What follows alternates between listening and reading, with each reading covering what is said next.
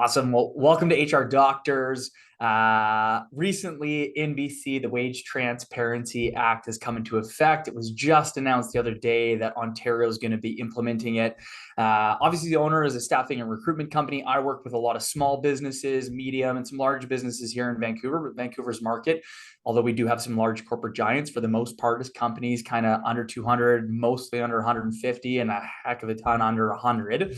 And in the conversation with my clients, like there's, I think, some a lack of clarity. I think it was something that was just once again imposed on businesses and even harder for small businesses. I mean, there's been a bunch of stats that have come out recently that are just like, hey, employers, you're covering stats now. You're covering vacation pay, which all of these things are great things. I think a lot of employers are behind it, see the value behind it. It just, to a lot of employers, I think sounds like another thing that has come out without a ton of info, a ton of true clarity. I'm confused on a couple points. I put a post on LinkedIn the other day about looking to see if there's someone open to chatting about it, and was connected with Laura. Laura, if you could tell us a little bit about yourself, and then in your opinion, like where the act came from and why it's important, who's it's helping, and yeah, we'll dig in. Yeah, great. Thanks for having me, Brent. And I'm Laura. I'm the CEO and founder of White and Gale Consulting. We are a firm that specializes solely in compensation and total rewards. So we work with organizations on the private sector side, on the public sector, to build their compensation infrastructure, whether that's pay ranges, incentive plans, organizational structure, and so forth. And so, as you mentioned, Brent, we have a lot of clients where, when this was announced for British Columbia, it brought a lot of anxiety. Like, what does this mean? I don't understand it. What are we going to have to do? Is this going to cause stress and issues with our current employees? And so we've been working with our clients around pay transparency in the US now for a couple of years. So us north of the US border are a little bit behind the US, and I think it's over 60% now of the US, or quite a large percent of the US, is now covered by pay transparency. And so it's still fairly new to Canada. And so BC went live with pay transparency legislation in 2023. And as of November 1st, so just a few days ago, employers are required to post hiring ranges on job postings. And that's the first step of it. So it is a lot to require from employers. And Brent, you and I talked about this, touched on it a little bit, but really the intention behind the act is to promote pay equity within organizations. When you are required to post a salary range, a candidate has an understanding of, what the general range of where the employer is prepared to hire into based on the candidate's skills and experience and what they bring to the role. And the reason why this kind of levels the playing field is that when you're a female, or you're a member of a specific equity eligible group, you may not be as skilled in negotiation or as comfortable with negotiating your pay. And so the intention is really to level the playing field and ensure that we don't perpetuate pay inequities in the market. So, for example, if you have a female engineer, as an example, earning less than their male counterparts, and an employer recruiter asks, what are you currently making in your job? So that they use that as a basis to inform their pay decisions, then that could potentially perpetuate pay inequities. And so the government and the legislation is asking employers, do your research, look at what the market's paying, decide what you want to hire and what your pay range is, and then hire within that, as opposed to using other information like candidates' expectations, or making decisions based on other factors. Nice. That's awesome. Such a great explanation. A couple flags that I planted there. So I think like one of the things that just stood out to me right now is that at this stage, the only mandate is you have to post the wage in a job posting. Yes. Yeah. Yeah. I think for me, I've been a strong advocate of that forever. I mean, I've been in recruitment for 15 years. I never understood why someone wouldn't advertise the wage in a position. I get there are scenarios where maybe there needs to be a bit of confidentiality. Outside of that, I think it's maybe more the idea of like the slippery slope of like, where else does this go? Where, like, how much further are you going to mandate what that true transparency looks like, and like what other issues does that cause? I mean, as it stands right now, if the only thing is post the wage in external position descriptions, or obviously if you're advertising for a position internally, that you're going to list that wage. I think like the Mhm. concern is more like, where else is this going to go, as opposed to just like people being opposed to posting wages. I mean, any client we work with, when we post a job, we're putting the salary range in there. Agreed. We don't want to waste our time. We don't want to waste other people's time. I think it's maybe more the frustration is more the perception of like the creation of internal equity, and what does that even mean, and what is fairness, and all these different things. I think it just stirs a lot of stuff up, especially for like the small business who really like I feel struggles in the market with, you know, the cost of real estate, the cost of operating a business, all the factors that have changed. So I feel that's really interesting that you touched on that point, because I feel like if that's as far as it goes, I don't think people would really be that concerned or upset about it. Have you heard anybody being like, this is a terrible thing and we shouldn't actually have to post the wage? Well, it brings anxiety, and I think for employers, and there's a few things of areas of concern to your point that have come up. The biggest one being, okay, like we're going to post a hiring range, but maybe our employees aren't paid fairly relative to that range. And what do we do if we're paying someone really low in the range and we haven't communicated to our staff what their pay range is and why they're positioned within their pay range? And so I think the anxiety that has come up is when employees see that pay range, and if they're paid low within the pay range that's being posted and feeling like that's unfair. And so what employers are doing now is they're looking at, okay, where do the employees sit within the pay range, and adjusting for potential inequities, or where someone is low positioned in the pay range, to adjust for them before they go live with a job posting that has the pay range on it. But that's good. That's good to do. You know, it's good to look at how you pay and whether you're paying fairly relevant to who you're bringing in.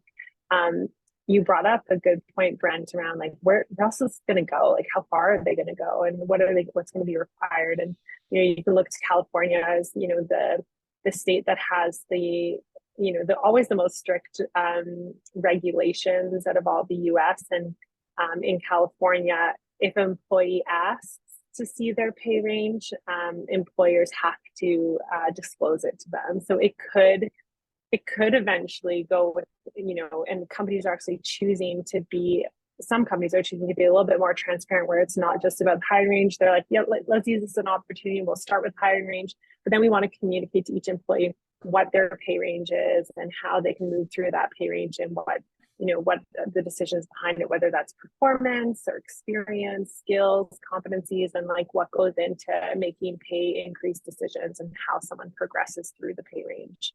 Mm. So, and in terms of like pay, they're calling it a Pay Transparency Act, but there's also pay equity reporting in there. So, it started with the BC Crown Corps in BC, where they're doing pay equity reporting this year, and then next year starts with like a number of employees based on when you have to file and report, and that will be a requirement for employers to have that on their website, and look at any pay gaps that may exist. And so that's a lot of work for employers, but the intention is really good, that employers are doing the work to make sure they're paying fairly with for male and females within their organization. Yeah. Yeah. That's really interesting. I mean, one of the things that, I mean, it's not that I'm not again for it. I just have heard a lot of concerns, but you even pushed me even further over to one side, which is Yeah. about the pay range. And one of the areas I really advocate for with a lot of our clients is tying compensation to deliverables within the job description, and understanding if there's a position that say pays 85K. We've got a client of ours where I'll leave the position out, but there's effectively junior, seniors, or junior, intermediate, and seniors, and a senior is 85 to 100K. And ultimately, like, what is it that an 85K person does versus a 100K person? Well, as a senior, you should be able to do a detailed intake with one of your clients, facilitate the process, establish what the expectations are going to be, then deal with external vendors, effectively like run that project through from inception through to completion while managing the project through your internal team. And so, like, to me, there are 4 or 5 key things in there. And what I detailed with my client is like, is if you bring someone in on the 85K range, they're obviously not going to be doing, maybe the intake. You guys are going to manage that. But as soon as it's in, maybe someone's also facilitating with the externals, but this person's managing the internal process. That's the one thing you can do first is you should know the process inside and out. You can do that. The next step in your progression is going to be managing your external vendors. The last piece is going to be managing the entire process. And the last one would be, okay, great. Now you can articulate that entire process, manage expectations, and like close the business. And that if you take those 4 key things, and if the entry point for seniors 85 and the cap's 100, then divide that 15K mark by 4, and you set benchmarks along the way and create realistic carrots that they can bite along the way. And I find that translates to any position. I mean, we rolled that out to a client of ours that was a moving and storage company that was paying entry level swampers $20 an hour and drivers that could manage a crew and had full responsibility $30. And it was like, okay, well, here, there's 5 key things. Here's what you do to get $2 raises along the way. And you could do that in a month. You could do it in 5 years. It really depended how serious you were about your growth and progression. So I actually think that's great. Wasn't a thing Yeah. necessarily I was aware of. I think like But it's one of true. the You bring up a good point around, career progression and establishing the requirements of the different levels of roles within your organization. I think that's a key factor in this. Is like what is this person, what is this role responsible for, and then what is the progression within their career, and then designing the pay ranges to support that progression.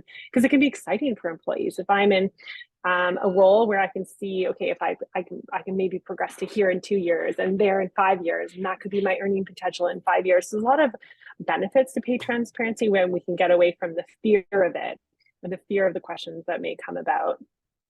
Yeah, because I go back to maybe like the fairness piece. And again, maybe this is just to break down within organizations or whatever it may be. But the scenario that I've heard a couple times would be an example of, where there's 10 accounting and finance people that are all, say, senior accountants.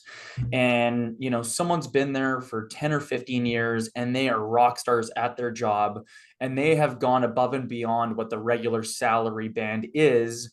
And so does that then mean that's the new salary band that someone, when we've got, say, 9 other people that aren't at that range, and this person's not the controller, so they're not at that next level, and they're doing things outside of the description. And I really felt like there are organizations, government, maybe some large organizations where there are roles that are so siloed. Unions would be another one where like, this is my job. And like, if it comes to sweeping this up, you don't do it. That is this person's job. That is what they're compensated for. If you do it, it's actually like you're doing a bad thing.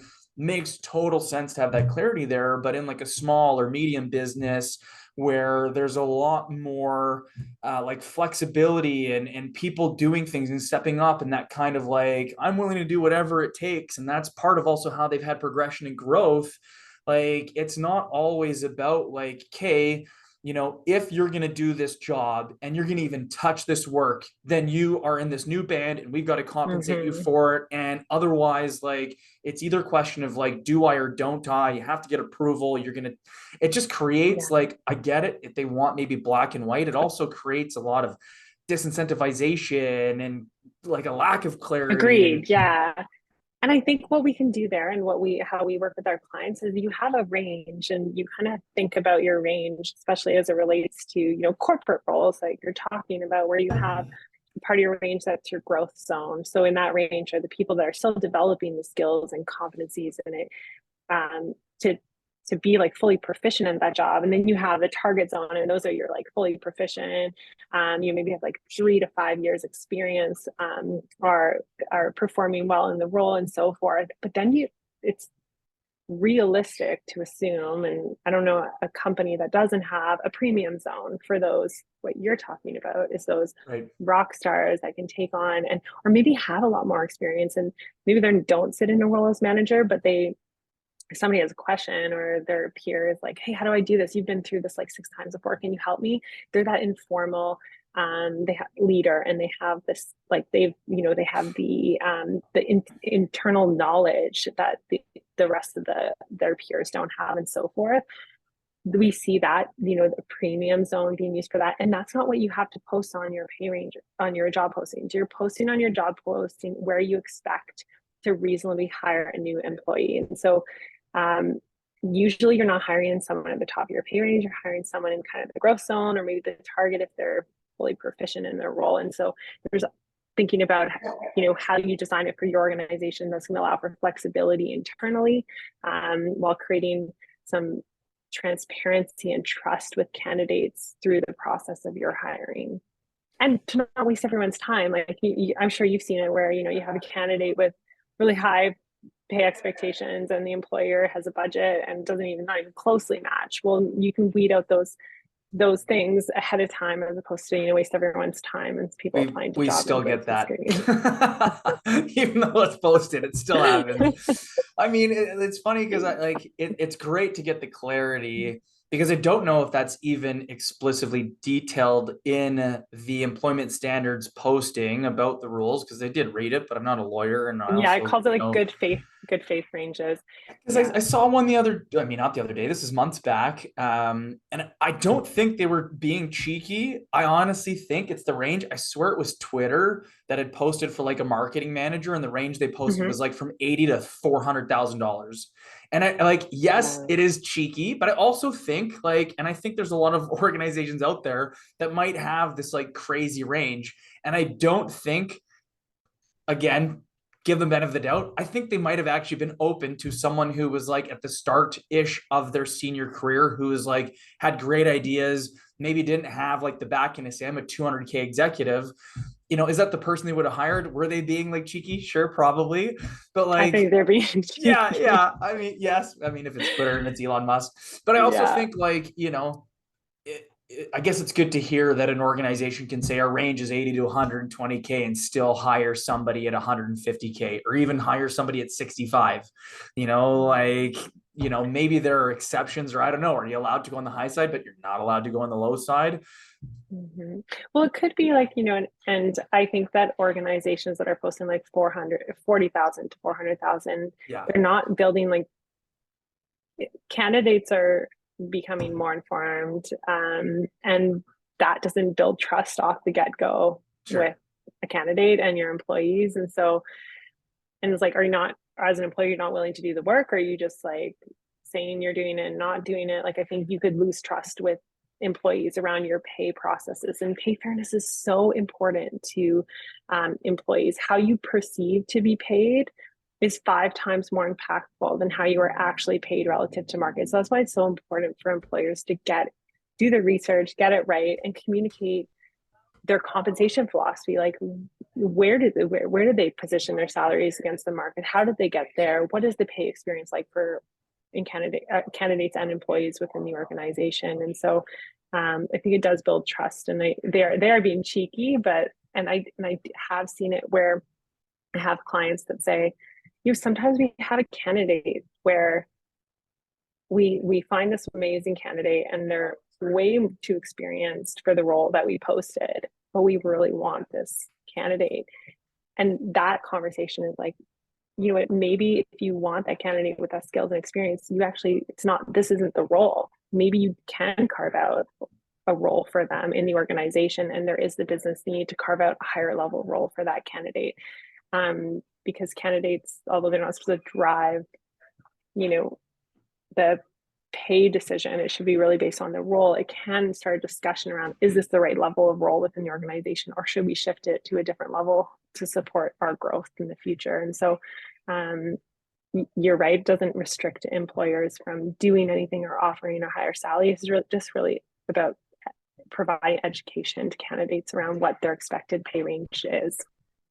Yeah, and it's such a great segue into like that fairness and equity piece, because again, I feel a frustration or concern from a lot of clients on, especially through the pandemic and even before, there have been a lot of impositions on employers to shift how they show up more for their employees. I think there was a massive shift in the market when Silicon Valley blew up and they were, doing everything they could to compete for the absolute cream of the crop, best employees in the world to help blow these massive tech giants up with massive like seed funding and cash to burn, knowing that an IPO is the end goal.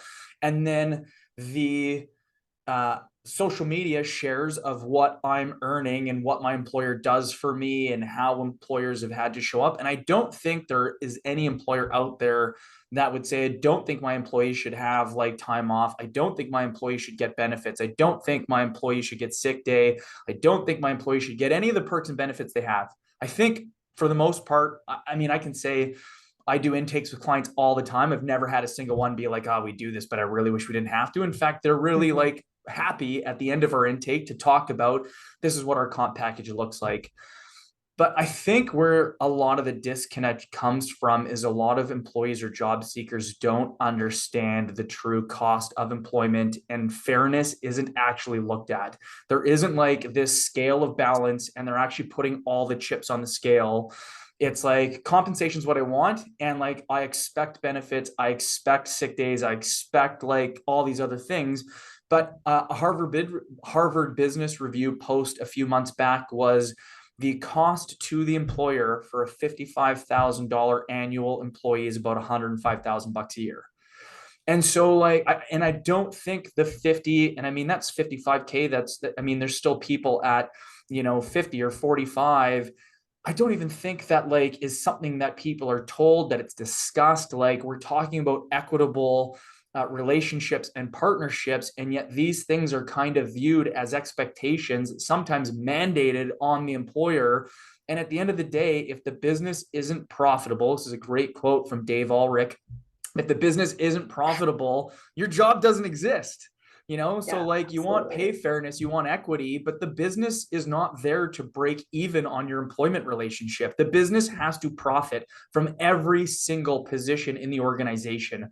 I even advocate for like a front desk, say reception admin person who's maybe as far away from revenue generation as you could be. Your job is still to like create exceptional customer experiences. It is to free up other people who are maybe closer to the dollar to help them. Same with accounting and finance. Your job is to make the accounting function as seamless as possible to make sure the funds coming in and going out are done in an efficient way to ensure the company's profitable. Every position ties into compensation. And I don't think most of the job seekers we speak to don't get that, don't understand it, don't equate it into the calculation. And again, I think with the constant mandates on employers, stuff like this then sets further alarm bells off and go like, you say it's supposed to be fair.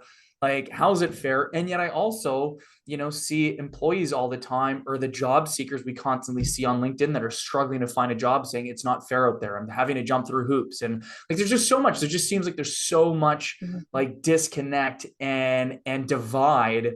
And I feel like there's maybe good intention. I almost feel like this drives things further apart. Yeah, I don't know. I could see that, but I also think that it's it is forcing employers to do the work and come up with a range, but they're already you should already probably be doing that in terms of your profitability. And so really you're just communicating a range of where you're willing to hire based on your profitability, right? So Yeah. um and it gives candidates that education around what the range is. And I see a lot of one-off offers or hiring decisions because of a candidate that's way outside of the current pay ranges, which drives up costs exponentially. So if you can do the work ahead of time as an employer to look at the jobs that you have, the levels that you have, and how you want to pay and how you want to pay, and those ranges, what the cost is to your overall organization, against your profitability, it sets you up for the future in a really great way. Where, look, I have all my pay ranges for 2023 and 2024 established. I know that these are affordable based on our current revenue and our projected revenue growth. And now I don't even have to like do any one-off reviews or anything because I already have them established. And when I have a candidate that goes outside of that, now I can take a look at it to say, okay, like, is this employee affordable? I sat down with the CEO last week and he was showing me his balance sheet of, before I hire anyone, I look at making sure that my profitability is there. And that doesn't change. Nothing about that has changed within, like, because of this legislation. It's just about showing what you're willing to pay for a hire, for a new hire. It can also be positive for an organization because as you have long-term tenured employees that are performing their role, your costs are driven up, and bringing in new people who are maybe more junior, maybe in the growth zone, maybe developing those skills, that is often cheaper talent. That you're finding someone in maybe a more junior role, and they're coming into your organization and step up for them, and you're paying them lower potentially in the growth zone than you are your employees that are currently in those roles. And so it's an opportunity to employers to educate themselves and to Yeah. be cost effective. And because in compensation, like we're all like, we work very closely with finance to think about like what is actually affordable. Yes, you may want to be here, but as an organization, you're not quite there yet. Maybe we'll be able to pay there in 5 years. So it just, you can do that work up front to just be more thoughtful around why you're paying what you're paying and the Yeah. impact to the bottom line. I love your perspective and perception because, yeah, like, again, I kind of feel like I play devil's advocate in these conversations. And when you speak, I'm like, yeah, I totally agree with you. But I Yeah. agree that there are some other, things that I'm concerned about. It's like we're only looking at male female, right? And that's like there's so many other equity eligible groups that could be considered as part of this. And the issue is like, can we actually gather the confidentiality, gathering other factors, making it really complicated for employers, but also we don't want to take away from high performing males to give to underpaid females. And I say that not by saying that we shouldn't close the gender pay gap, but what I'm saying is like during an annual performance review and an annual merit increase, we have to be careful if we only have one budget, that we're not taking away from high performers to give to for internal equity purposes. Like it needs Right. to be thought about almost and budgeted separately because, or together, through a flexible budget where there's not like only so much to go around, and we don't want people to be disadvantaged because of the good intentions behind this. The other thing that I've been thinking about and haven't been like too vocal on because I don't know, just because it's kind of conflicts a little bit with where this is going, is that a lot most of the gender pay gap is due to childcare and childcare leave. And so in the past it's been mostly women taking leaves and childcare leaves, and that has perpetuated pay inequities. We have more access to like childcare and those things, and women returning to work sometimes earlier. I think it's pretty difficult right now. I have a toddler and cannot get into daycare until he's like 3, but we figure it out. But so women are disadvantaged as part of that process. But when a male takes childcare leave, they're actually more negatively impacted than a female that takes childcare leave because they fall outside of their gender stereotype.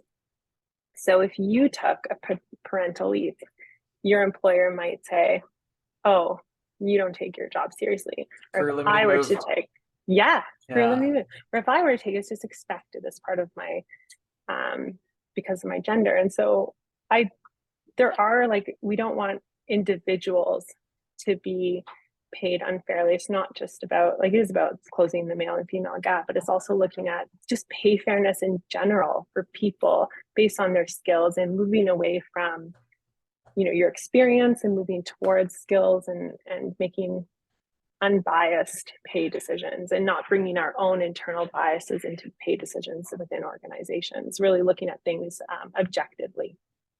Yeah, that's an interesting one that I've kind of struggled with myself in the sense of I've never I don't feel like I've seen it. I don't feel like, again, we do intakes with clients all the time. We've placed 15,000 people in the Vancouver market. I've never had a situation before where clients been like, we'll hire male or female, but like if we're going to hire Mhm. a woman, it's going to be 10K less.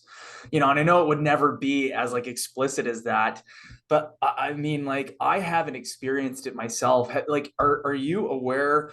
And Oh, maybe like, but can I ask you a question? Like, let's yeah, say you had, because I don't work in talent acquisition, of but let's say course. you had a female that said like, oh, my salary expectations or my current pay is 80,000, and then you had a male that said my expectations is 110.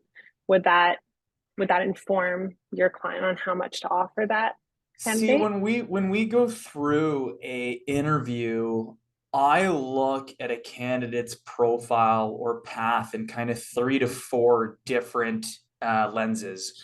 One being the jobs that you've had, and so your experience. And so, in that first lens of just the roles and experience you've had, how can I compare two apples to two apples? It's unless you came from the exact same companies and worked in the exact same roles and organizations under the same leaders with the same guidelines and expectations, no two people are the same. Mm-hmm. The next would be like the decisions that you made, why you left, when you left, how you left, all those different things.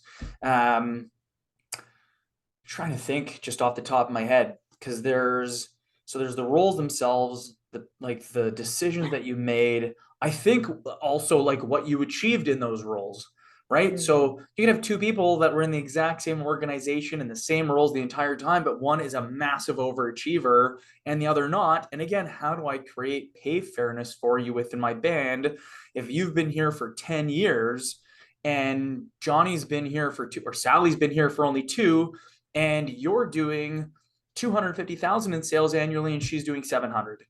Mm-hmm. Like, should you be getting paid the same amount because you've been here for 8 years longer? I just find it is so hard to really go apples to apples. And I wonder, I know it must happen, but I wonder, I've not personally met somebody who is, say, a female in an organization who is doing more and being paid less. And it's not to say that that's not happening. I just haven't Mm-hmm. met that person who's come and been like, this is the reason I want to leave. Like my organization does not treat me fairly, and maybe we're not asking the right questions, or but I really, especially in our approach, because we're headhunting people. So I mean, we do post jobs, we do place people that are applicants, but a lot of times we're reaching out to individuals who are currently employed, they're happy in their jobs, and the reason they're open to exploring an external opportunities because we happen to be working on something that is like actually superior that they didn't even know existed. And so we're digging into like why they would leave, what their behaviors and motivators are. And often it is not because something bad's happening. It's more just because, again, this offers some like a shorter path to growth or to higher compensation or work life balance or one of the many factors. But I mean, again, it must exist. I haven't seen it as a thing where my clients are coming to me and saying, like, we would only hire a blank for this position. It's always like, I want the best person. And in fact, in hiring the person through us, we're going to have to incentivize that person by a minimum of probably 10% to leave their organization. And they're going to have to pay me 20 to 30% of the person's annual salary to get that person.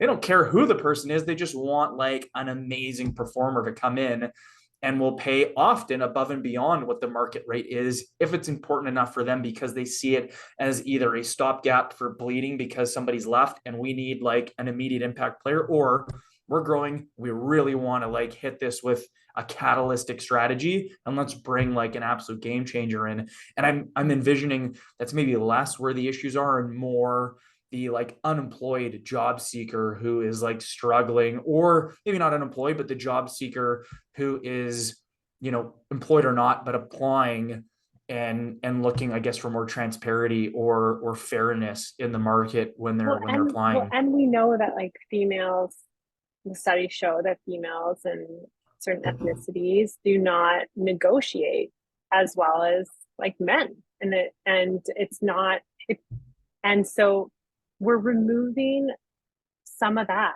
We're removing the forcing people to do their own research or know their worth. Like a lot of um my female counterparts parts are like, I'm going to get in there and I'm going to prove myself. And that's how I'm going to get my pay increases. And I'm like, you Mm, only have one chance to negotiate, get in there, negotiate. And like some people get that and some people don't. And it just depends on, right. maybe even it's not a male, female, but it's personality. Like by being transparent with the pay range, we're building trust and we're saying like, this is where we expect a reasonably higher. And I do really think it is going to level the playing field just by being open. Um, and I don't know why. And like, I don't think we have anything to be afraid of. We're just saying like, Yeah. this is where we're hiring, and we can still protect our top performers and make sure we have internal equity by showing, not, you don't have to show the whole range, just the portion of the range that you expect to hire a new candidate. So if you have, say you have we call like an 80 to 120 range. So you have like a midpoint, 20% below the midpoint is, 80%. And that's where you bring in people who are in the growth zone and have within 20% of the midpoint. The higher 20, above 20% of the midpoint, and that's where you have your top performers. People have been in the role for a long time, and it's not like you're bringing in a new candidate ahead of those people. And so you're balancing that internal equity within your teams. Yeah. I mean, again, I feel like I like to play the devil's advocate in these things, but every time I hear you speak about how it can positively impact, I like 100% align with what you're saying. And it even goes further into what I advocate to my clients even before this, Mm-hmm. which is, again, it goes into like tying compensation to performance and directly into the description. And I've recently shared like we try to give our playbook away, and the most important piece for us when we're doing an intake with a client, if we're going to build a 20, 30, 40, $50,000 recruitment strategy around helping them hire this game changer, is about clearly identifying and understanding the role, the responsibilities, the deliverables, the requirements, like how this person is going to contribute to the organization, and then how you're going to incentivize this person to come in and join you. And like if you build that and you have it clearly defined, and it is we use that document internally to create the internal position description that is tied directly to those tangible metrics and deliverables. And then if you're open to someone, if we use that 85 to 100K range for that position we talked about the senior person, that if you're open to the 85K person, you're open to the 100K person, that it should be really easy for everybody to understand, okay, well, you in your previous role have demonstrated through our conversation, our technical interview with you, and through references that you check 3 out of 5 of these boxes, which means it should be reasonable to expect that you would land at the 92K mark. And like I really Mm-hmm. think that transparency is like really beneficial for the organization. We take that description, we then use it to create an external advertising strategy, which is not the job description. It is a sales and marketing strategy to get people to apply to the job. And if we interview somebody who has a strong potential of fit, then we immediately share that internal document to go, this is what you're going to be signing up for. Like we got you here because we created excitement, but like that's great. What's going to retain you and keep you in this organization long term, which is what our clients want for us and what we want for the people we place. Because if that doesn't happen, then nobody wins. And Yeah. so like again, I'm kind of playing devil's advocate and asking these questions because I get a lot of it from our clients, and even I couldn't Mm-hmm. answer it myself, but it so closely ties into exactly what I advocate and what a lot of our clients that are really strong do well. And I think this ties in to a piece I wanted to loop back to, which is you mentioned that if you don't already have this established in your organization, it's probably a great opportunity to establish it. And I couldn't agree more. And I think maybe that even further makes me think that the people that continue to be negatively impacted is the really small business and the small to mid business, where it's an entrepreneur, started their company, started to see it grow, have further expanded, maybe don't have their P&L as dialed in as it could be, don't truly understand the cost of doing their business, like do it and are maybe profitable and are surviving, but don't understand that maybe they suffer with retention issues and it's just a nature of the beast because they turn people over. Maybe it's because you need to pay people more fairly. And in order to pay them more fairly, you have to charge your clients more, which for a small business is an exceptionally difficult thing to shift your mindset around, Mm-hmm. like for any business.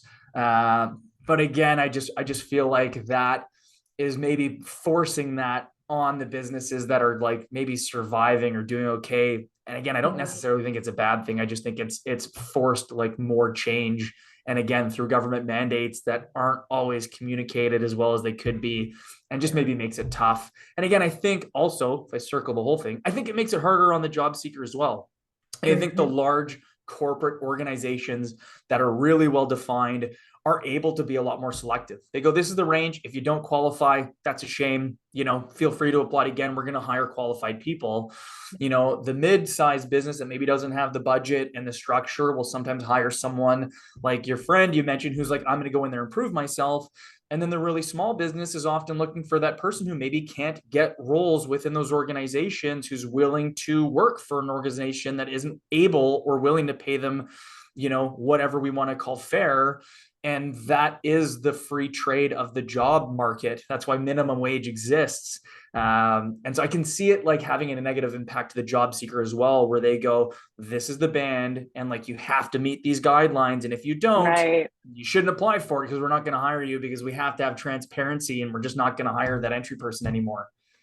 And maybe that's around like the language that you use to support what you post on the job posting so that you don't discourage candidates from applying just because they don't Yeah. fit within there. So, um, you know, having something to be like, this is the reasonable expected higher range, but like this is what, where was it, how it was determined and so forth. And,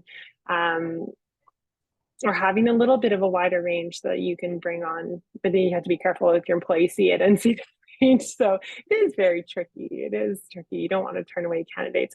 But actually, what we've seen is when, in the US at least, when companies post the salary ranges, they get more and more applicants. Yeah. Oh, yeah. And so, We, so we I find the think, same thing. yeah, so that's like, it's still too, there's lots of anxieties around it.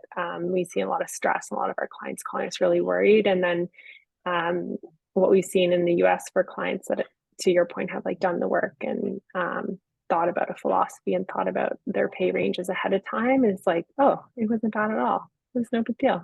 Yeah. So, Yeah.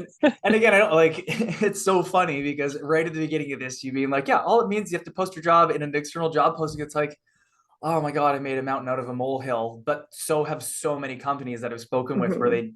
I don't think they've read it, which even I did. And I saw that, but then it made me think of all these other things that probably don't apply. But again, I think there's probably a lot of people feeling the same thing, which is why I Yeah. love a lot of the points that you shared, like such And I really think great it is a perspective. journey. Like companies have a different approach to pay transparency, and this is pushing companies that don't have zero transparency to some level of transparency. So it is Yeah. forcing, and that is a shift, and that is uncomfortable to just like open that up. So Yeah.